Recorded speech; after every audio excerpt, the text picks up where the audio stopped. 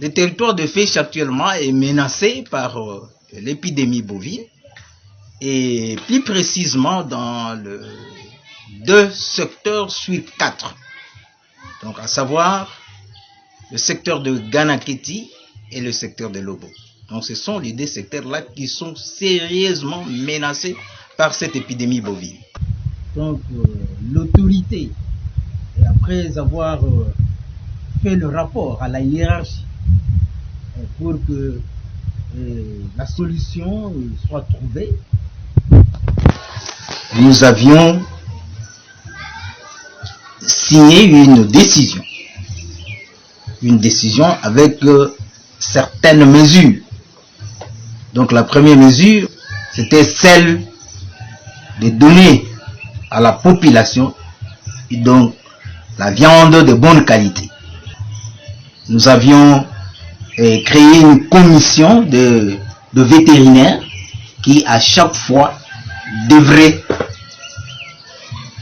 examiner l'état de la bête avant qu'elle soit consommée ou non. Deuxième mesure, nous avions interdit le déplacement de bêtes, surtout de secteurs menacés, vers d'autres secteurs. Et nous avions aussi interdit le déplacement de bêtes de Féche vers d'autres territoires voisins. Donc voilà, et donc jusque-là, le chapelet de mesures que nous avions prises pour essayer de réglementer la consommation de la viande de gros bétail pendant cette période où l'épidémie est en train de menacer le territoire. Alors quand vous dites que ça fait pratiquement une année que vous décriez cette perte bovine, mais alors quelle est la position du gouvernement central? Est-ce que vous avez eu le temps de saisir le gouvernement central aussi? Donc le gouvernement provincial, tant national, est déjà saisi. C'est ainsi. La première fois quand le ministre est descendu ici, c'était avec une délégation du ministère de l'élevage et de la pêche. Et même la deuxième fois, quand il est descendu, il est venu avec une délégation du ministère national de l'élevage et pêche. Donc y compris les experts des FAO. Donc le gouvernement provincial est saisi et également le gouvernement national. Et alors selon vous, pourquoi la solution traîne-t-elle? Donc la solution, c'est au niveau national. Donc au niveau national. Parce que quand les délégations sont descendues, provinciales et nationales, elles ont amené les échantillons. Donc pour lesquels on devrait attendre en dehors une semaine pour avoir le résultat.